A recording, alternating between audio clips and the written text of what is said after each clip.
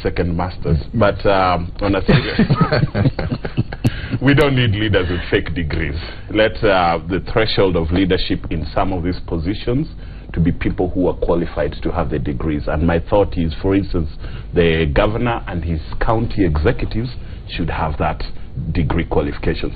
The MCAs, if you put that degree qualifications, you're going to disqualify many young people from running who still haven't got their degrees, or for another reason or another, haven't been able to afford a university education. You're going to disqualify women in parts of this country where historical marginalization has happened. You wouldn't get the right number to even meet the 2/3 gender rule by nomination and even in competitive politics. So I think while we aspire to written qualifications, we also have to look at more the integrity in Chapter 6.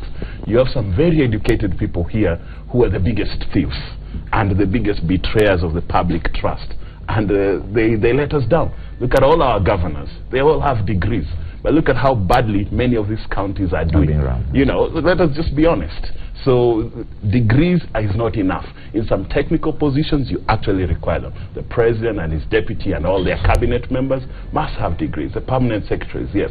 But a member of parliament who's coming to represent the opinions of the citizens, they need leadership quality. They need leadership quality and a commitment to service and a sense of integrity and putting the Kenyans first, their patriotism, and they should just go in there, and if the citizens elect them, that is enough qualification. So I think on that. But on the point we were saying before, on the violence against women, today we are marking the 16 days of violence against women, of activism to end gender violence. And I think gender violence by the police should not be celebrated or protected. By gender violence by politicians. You saw the other day an aspirant for governor reveling in some salacious talk on TV about gender-based violence against another competitor. We should put aside those things and move to a Kenya with a safer space for all of us, and we eliminate violence against women.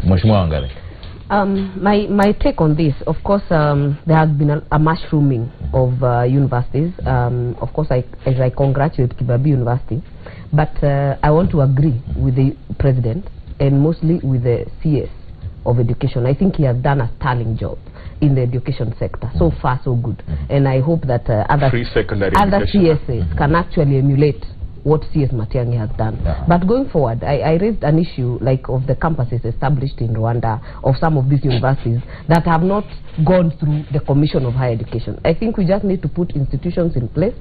You cannot just graduate in a year. If we put a degree for 2 years, and we also must limit and realize that in developed democracies, and he has schooled in the US, he'll tell you a degree is not just amount of time, that you have 5 years to do a degree. It is more of the content, and it can be done within a year, it can be done within 2 years, depending on how you schedule the modules.